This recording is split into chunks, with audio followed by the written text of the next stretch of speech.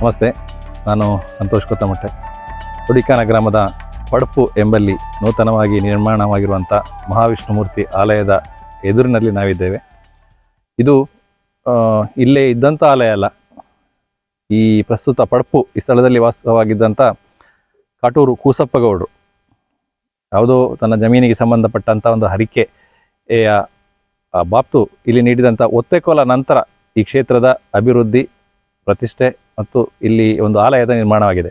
ಸುಮಾರು 30 ವರ್ಷದ ಹಿಂದಿನ ಇತಿಹಾಸ.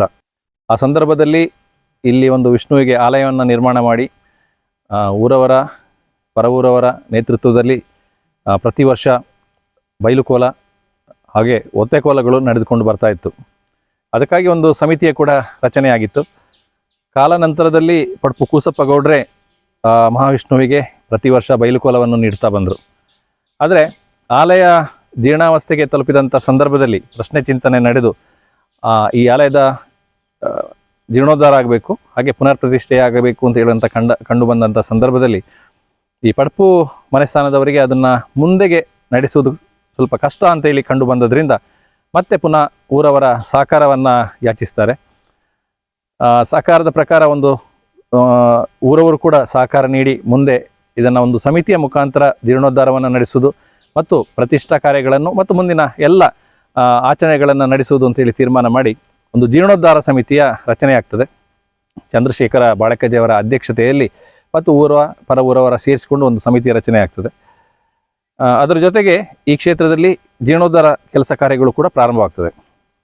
ಮುಂದೆ ನಡೆಯುವಂಥ ಪ್ರತಿಷ್ಠೆಯ ನಂತರ ನಡೆಯುವಂಥ ಎಲ್ಲ ಕಾರ್ಯಕ್ರಮಗಳನ್ನು ನಡೆಸುವಂಥ ದೃಷ್ಟಿಯಿಂದ ಒಂದು ಟ್ರಸ್ಟನ್ನು ಕೂಡ ರಚನೆ ಆಗ್ತದೆ. ಕೆ ನಾರಾಯಣರು ಇದರ ಅಧ್ಯಕ್ಷರಾಗಿ ಒಟ್ಟು 16 ಮಂದಿ ಈ ಟ್ರಸ್ಟ್ನ ನಿರ್ದೇಶಕರು ಆಯ್ಕೆಯಾಗಿ ಈ ಟ್ರಸ್ಟ್ ರಿಜಿಸ್ಟ್ರೇಷನ್ ಕೂಡ ಪೂರ್ಣಗೊಂಡಿರ್ತದೆ. ಹಾಗೆ ಸುಮಾರು 370 ದಿನಗಳಲ್ಲಿ ಹೇಳುವುದಾದರೆ 370 ದಿನಗಳ ಹಿಂದೆ ಈ ಕ್ಷೇತ್ರದಲ್ಲಿ ಪುನರ್ನಿರ್ಮಾಣದ ಸಂಕಲ್ಪದೊಂದಿಗೆ ಪ್ರಾರಂಭಗೊಂಡಂಥ ಸಮಿತಿಗಳಿಂದ 1 ವರ್ಷದ ಅವಧಿಯಲ್ಲಿ ಈ ಭವ್ಯವಾದ ಆಲಯ ನಿರ್ಮಾಣವಾಗಿದೆ. ಮುಂದೆ ನಾಡಿದ್ದು 26ನೇ ತಾರೀಕು ಇದರ ಗಣಪತಿ ಹವನದೊಂದಿಗೆ ವಿಧಿವಿಧಾನಗಳು ಪ್ರಾರಂಭವಾಗಿ 28ನೇ ತಾರೀಕಿಗೆ ಶ್ರೀ ರಾಮಮಣಿಯಾಣಿ ಇವರ ನೇತೃತ್ವದಲ್ಲಿ ಆ ಮಹಾವಿಷ್ಣುವಿನ ಪುನರ್ ಪ್ರತಿಷ್ಠೆ ನಡೀಲಿಕ್ಕಿದೆ. ನಾನು ಈ ಮಹಾವಿಷ್ಣುಮೂರ್ತಿ ದೈವಸ್ಥಾನದ ಜೀರ್ಣೋದ್ಧಾರ ಸಮಿತಿ ಪ್ರಧಾನ ಕಾರ್ಯದರ್ಶಿಯಾಗಿದ್ದೀನಿ. ನನ್ನ ಹೆಸರು ಕಮಲಾಕ್ಷ ಅಂತೇಳಿ. ನಾವು ಈ ಅರಳಿ ಮರದ ವಿಶೇಷತೆ ಬಗ್ಗೆ ಏನಂದರೆ, ಈ ಕ್ಷೇತ್ರದ ಒಂದು ವಿಶೇಷತೆ ಅಂದರೆ ಈ ಅರಳಿ ಮರ. ಈ ಅರಳಿ ಮರವು ಊರು ಸೇರಿಕೊಟ್ಟ ಮೊದಲ ಒತ್ತೆಕೋಲ ಅಂದಾಜು 1988 ಇಸವಿಯಲ್ಲಿ ಆಗಿರಬೇಕು. ಅದರಲ್ಲಿ ಈ ಮೇಲೇರಿ ಮಾಡಿದಂಥ ಬೂದಿಯಲ್ಲಿ ಹುಟ್ಟಿದ ಈ ಮರ ಇದು. 7 ಮರ ಇತ್ತು. 7 ಮರ ಹುಟ್ಟಿದ ನಂತರ ಸಣ್ಣ ಗಿಡ ಆಗಿ ಅದಕ್ಕೆ ನಾವು ದಿನಾವಾಗಲೂ ನಮ್ಮ ಮನೆಯಲ್ಲಿ ಅಂದರೆ ಬೆಳಿಗ್ಗೆ ಒಂದು ಸ್ನಾನ ಮಾಡಿ ಬಂದು ಆ ಮರಕ್ಕೆ ಒಂದು ನೀರು ಒಯ್ಯುವ ಕ್ರಮವನ್ನು ಮಾಡ್ತಾಯಿದ್ವಿ. ಮತ್ತು ಸಂಕ್ರಮಣ ಟೈಮಲ್ಲಿ ಒಂದು 2 ಹಣ್ಣುಕಾಯಿ, ಅಷ್ಟು ಇದರ ವಿಶೇಷ ಈ ಮರದ್ದು. ಚಂದ್ರಶೇಖರ ಬಾಳಕಜೆ, ನಮ್ಮ ಮಹಾವಿಷ್ಣುಮೂರ್ತಿ ದೇವಸ್ಥಾನದ ಜೀರ್ಣೋದ್ಧಾರ ಸಮಿತಿಯ ಅಧ್ಯಕ್ಷರು. ನಾವು ಊರು ಮತ್ತು ಪರ ಊರಿನವರ ಸಹಕಾರದಿಂದ ಮಹಾವಿಷ್ಣುಮೂರ್ತಿ ದೇವಸ್ಥಾನ ಕೆಲಸ ಕಾರ್ಯಗಳು ಭರದಿಂದ ಸಾಗುತ್ತಾ ಇದ್ದೆ. ನಾವು 26, 27, 28ಕ್ಕೆ ನಾವು ಪ್ರತಿಷ್ಠಾ ಕಲಶ ಏರ್ಪಡಿಸುತ್ತಾ ಇದ್ದೇವೆ. ಆದ್ದರಿಂದ ಅದು ಸುಗಮವಾಗಿ ನಡೆಯಲಿ ಎಂದು ನಾವು ದೇವರಲ್ಲಿ ಪ್ರಾರ್ಥಿಸ್ತೇವೆ. ನನ್ನ ಹೆಸರು ಕೆ ನಾರಾಯಣ ಅಂತೇಳಿ.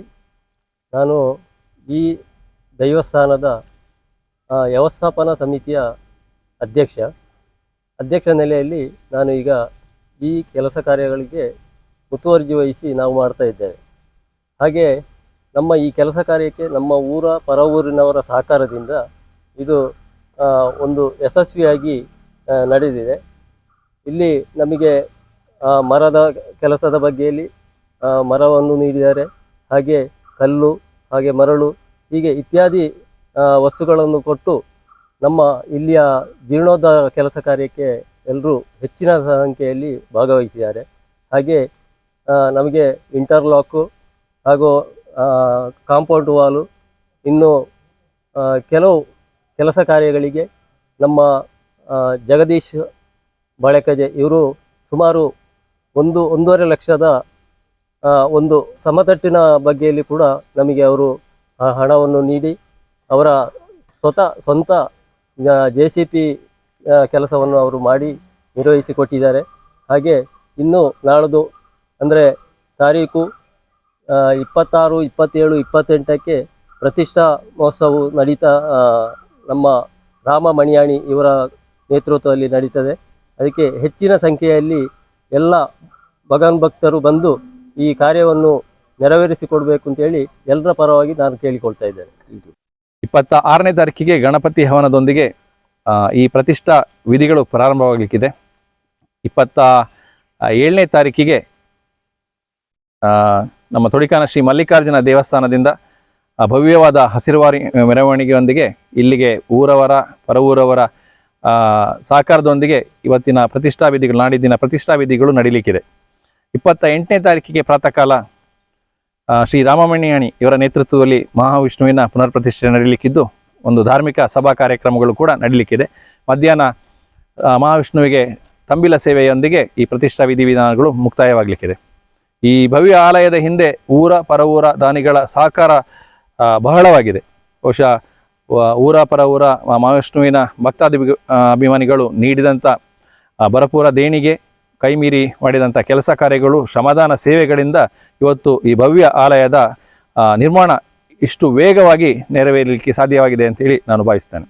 ಬಯಲುಕೋಲದ ನಂತರ, ಒತ್ತಕೋಲದ ನಂತರ ಮಹಾವಿಷ್ಣುವಿನ ಸಾನ್ನಿಧ್ಯವನ್ನು ಪುನರ್ನಿರ್ಮಾಣದ ಇಲ್ಲೇ ನಿರ್ಮಾಣ ಮಾಡುವುದು ಅಂತ ಹೇಳಿ ಊರವರೆಲ್ಲ ತೀರ್ಮಾನ ಮಾಡಿಕೊಂಡು ಅಂದಿನ ಮಂಡಲ ಪ್ರಧಾನರಾದಂಥ ದಿವಾಕರೈ ಇವರ ಮಾರ್ಗದರ್ಶನದಲ್ಲಿ ತೊಡಿಕಾನದ ಶ್ರೀ ಭೀಂಭಟ್, ಕುತ್ತಮಟ್ಟೆ ನಾರಾಯಣಗೌಡ, ಬಾಳಕಜ್ಜೆ ಸಣ್ಣೇಗೌಡ, CN ಬಾಲಕೃಷ್ಣ, ಪಡ್ಪು ಕೂಸಪ್ಪಗೌಡ, ಭೋಜಪ್ಪಗೌಡ ಹಾಸ್ಪಾರೆ ಮತ್ತು ಇಲ್ಲಿನ ವಿಷ್ಣುಮೂರ್ತಿಯ ಎಲ್ಲ ಕೈಕರ್ಯಗಳನ್ನು ನೆರವೇರಿಸ್ತಿರುವಂಥ ಅಪ್ಪುಕುಂಜಿ ಬೆಳ್ಚಪಾಡ ಇವರ ನೇತೃತ್ವದಲ್ಲಿ ಒಂದು ಸಮಿತಿಯ ರಚನೆ ಆಗ್ತದೆ.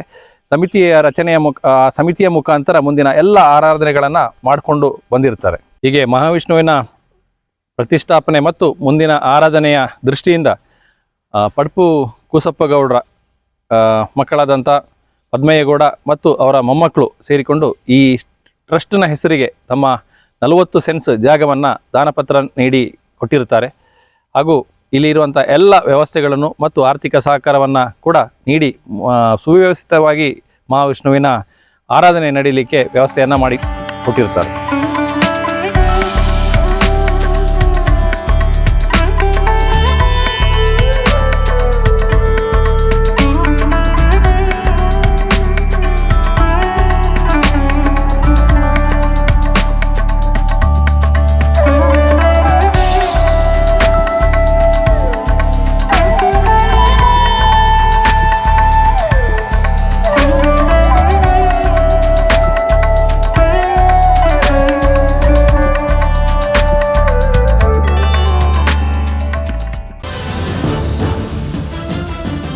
ನಮಸ್ತೆ ವೀಕ್ಷಕರೇ, ಸುದ್ದಿ ನ್ಯೂಸ್ ಬುಲೆಟಿನ್ಗೆ ಸ್ವಾಗತ. ನಾನು ರೇಖಾ ಸುಭಾಷ್.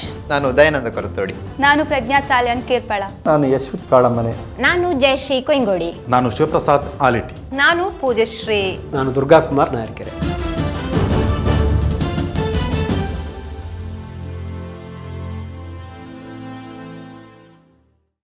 ಪ್ರಿಯ ಭಗವದ್ಭಕ್ತರೇ, ಕಾನತ್ತೂರು ಶ್ರೀ ನಾಲ್ವರ ದೈವಸ್ಥಾನ ಕಳಿಯಾಟ ಮಹೋತ್ಸವ ಇದೇ ಬರುವ ದಿನಾಂಕ 2025 ಡಿಸೆಂಬರ್ 27ರಿಂದ 2026 ಜನವರಿ 1ರ ತನಕ ಕಾನತ್ತೂರು ಶ್ರೀ ನಾಲ್ವರ ದೈವಸ್ಥಾನದಲ್ಲಿ ವರ್ಷಂಪ್ರತಿ ಜರುಗುವ ಕಳಿಯಾಟ ಮಹೋತ್ಸವವು ಜರುಗಲಿರುವುದು. ಕಾರ್ಯಕ್ರಮದ ವಿವರಗಳು: 2025ರ ಡಿಸೆಂಬರ್ 27 ಶನಿವಾರದಂದು ಪೂರ್ವಾಹ್ನ ತಂತ್ರಿವರ್ಯರ ಕರ್ಮಿಕತ್ವದಲ್ಲಿ ಶುದ್ಧಿ ಕಲಶ ಪ್ರಾರ್ಥನೆ, ಸಾಯಂಕಾಲ ದೈವ ಕೋಲಧಾರಿಗಳಿಗೆ ಕರ್ತವ್ಯ ಹಂಚಿಕೆ. 2025 ಡಿಸೆಂಬರ್ 28 ಆದಿತ್ಯವಾರದಂದು ಪೂರ್ವಾಹ್ನ ಕಳರಿ ಅರಮನೆಗಳಲ್ಲಿ ಆನೆ ಚಪ್ಪರ ಏರಿಸುವುದು, ಮೂಲಸ್ಥಾನ ಕಾವಿನಿಂದ ಉತ್ಸವ ನಡೆಯುವ ಅರಮನೆಗೆ ಭಂಡಾರ ಆಗಮನ, ರಾತ್ರಿ ಎಳಿಯೋರ್ ದೈವ ಕಳರಿ ಪಡಿಪುರೆಗೆ ಆಗಮಿಸಿ ನಿರ್ಗಮನ. 2025 ಡಿಸೆಂಬರ್ 29 ಸೋಮವಾರದಂದು ಮುಂಜಾನೆ ಶ್ರೀ ಚಾಮುಂಡಿ ದೈವ, ಬಳಿಕ ಶ್ರೀ ಪಂಜುರ್ಲಿ ದೈವ, ಅದೇ ದಿನ ರಾತ್ರಿ ಮೂತೋರ್ ದೈವ ಕಳರಿ ಪಡಿಪುರೆಗೆ ಆಗಮನ, ಜೀತಕಾಣಿಕೆ ಸಮರ್ಪಣೆ, ನಿಗಮನದ ಬಳಿಕ ಸುಡುಮದ್ದು ಪ್ರದರ್ಶನ, ಬಂಬೇರಿಯ ಮಾಣಿಚ್ಚಿ ದೈವದ ಕೋಲ.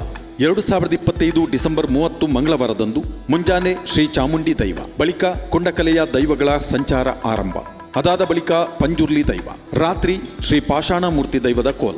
2025 ಡಿಸೆಂಬರ್ 31ರಂದು ಬುಧವಾರ ಬೆಳಗ್ಗೆ ಶ್ರೀ ರಕ್ತೇಶ್ವರಿ ದೈವ ತುಲಭಾರ ಸೇವೆ, ಅಪರಾಹ್ನ ಶ್ರೀ ವಿಷ್ಣುಮೂರ್ತಿ ದೈವ, ಬಳಿಕ ಪ್ರೇತ ವಿಮೋಚನೆ.